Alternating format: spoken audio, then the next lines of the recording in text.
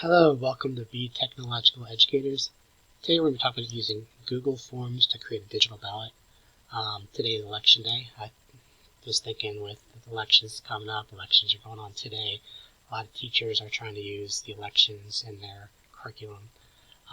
So I thought I'd show you a really cool way to use Google Forms and how to integrate it into your classroom, into your mock elections, things like that.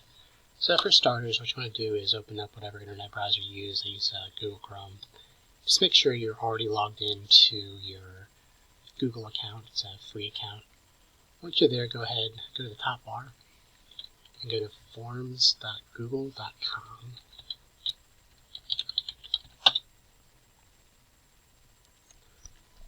Once you're there, you're going to see a whole bunch of different options. Go ahead and just create a blank.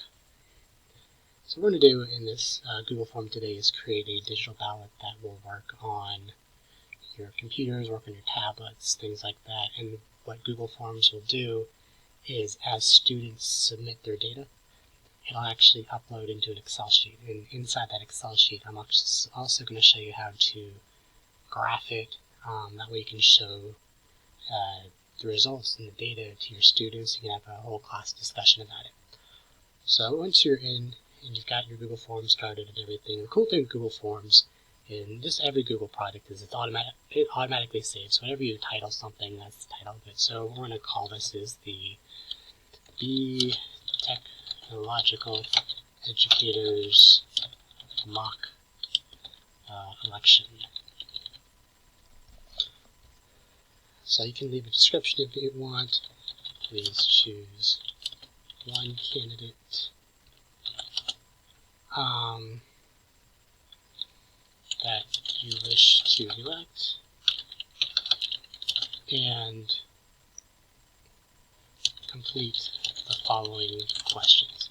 So the nice thing with giving a description is that it'll allow your students to see what all they need to do. You can also use Google Forms to collect data for your IEP goals. You can use it just to talk about surveys. You can use it for testing. There's a lot of cool features you can do with Google Forms. I use it for communication between parents and myself, things like that. So there's a lot of different ways you can use it. So let's just start with the start question. And the question is going to be, who would you like to vote for president? Who would you like to vote for president? Or let me fix that sentence. President of the USA. So what I'm going to do is over here you have a lot of cool different options. Drop down boxes, short answer, linear, multiple choice, things like that. So because it's an election, we're just going to go with multiple choice. Inside each one, we're just going to go and name all the different candidates going on. So start with the top.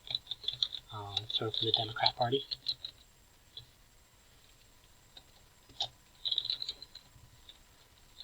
You have for president, Hillary Clinton, and vice president,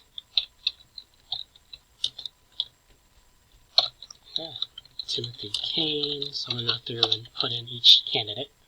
The cool thing is just how easy it is to go and put everybody in. So for Republican Party, you have the President, Donald Trump, and VP is Mike Pence. So what I'm going to do is I'm going to pause it really quick, and next thing you know, you'll see all the different answer choices for the presidency. As you can see, all the candidates are in that are running. The other cool thing you can do is you can click a box that says Other, so this can provide the students a writing candidate. Now for many of our students, they'll be able to read the answer choices. One of the cool features with Google Forms is you can actually input a picture. This would be really good for those students who might need the visual to see who it is they're voting for.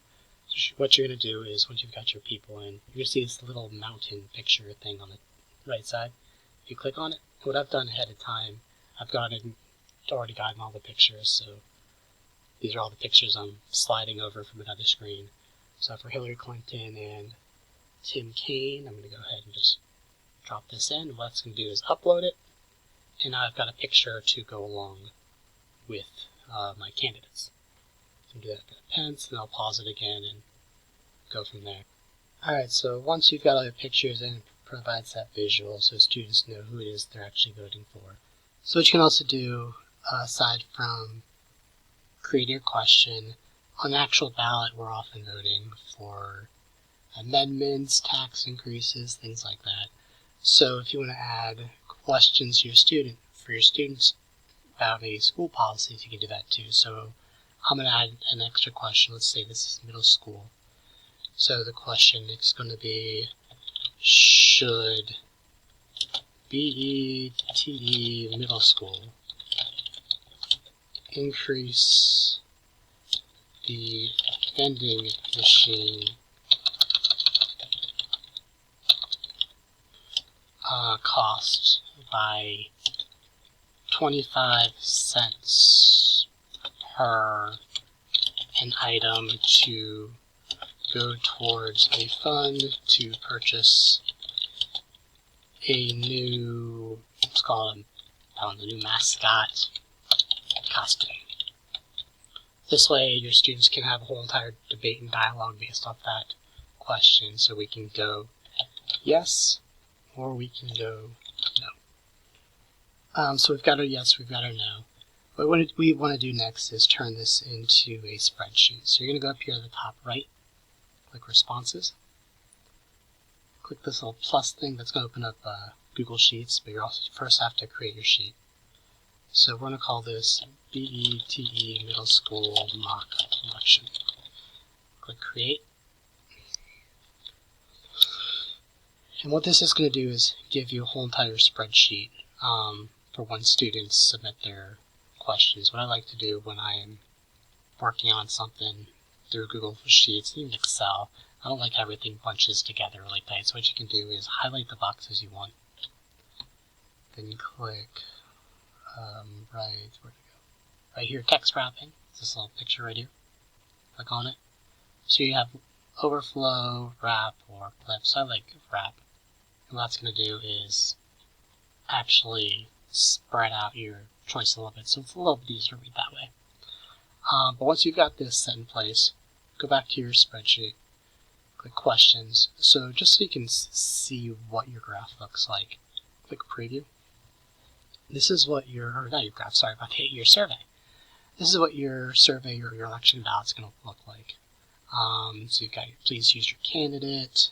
Students can click on who they want, or they can do a write-in ballot. They also have the question you want to ask them about the proposed increase to vending machine costs. So let's go ahead and do a couple quick submissions. So what's going to happen is whenever I click submit, it's going to upload all of the results to our spreadsheet. So I'm going to go up here really quick. I'm going completely random. I'm not going to get into presidential politics on this thing, but so I'm just go with Hillary, and click no on the tax hike, click submit another response, go with Trump, click yes. Let's do another vote for, I don't know, Gary Johnson, go no. Do another one for Hillary, go yes. So what this is going to do now is go to your spreadsheet, and it's actually going to go and, let me wrap text that really quick. Actually, let me just do it this way. So these bars up here will actually allow you to spread things out, so it's a little bit easier to read your graph. And then you can actually go through and tell your doc to center and everything, so it's easy to read. So when you have your data, what you're going to do is go up here at the top, click Forms, click Show Summary of Responses, and this is going to give you a bunch of pie graph data of how everybody voted. So you can go through with your students and show them the results, and you can have a class discussion about it. So we've got over here that Hillary Clinton won, she had 50% of the vote. There's a 50-50 tie between whether or not they should increase the vending machine costs per an item.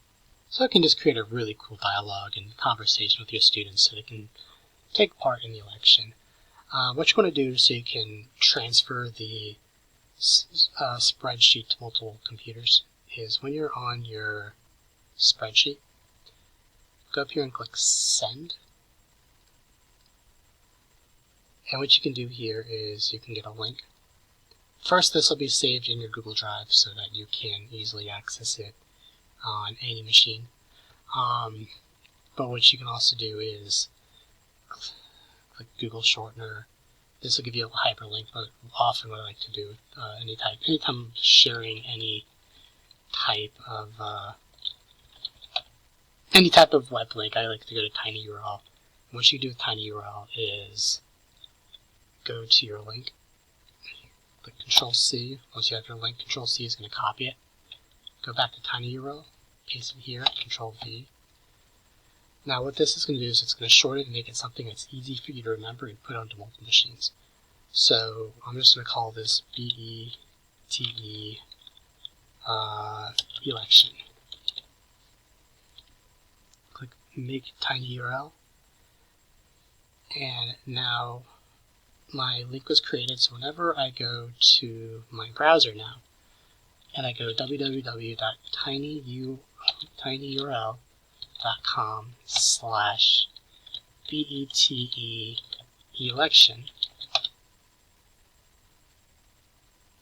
my Google Forms will pop up so that I can go to any machine. So if I'm using 3 or 4 different machines, I can fully access it through multiple means. But additionally, if I bring it up on an iPad, I can do the same thing with Safari.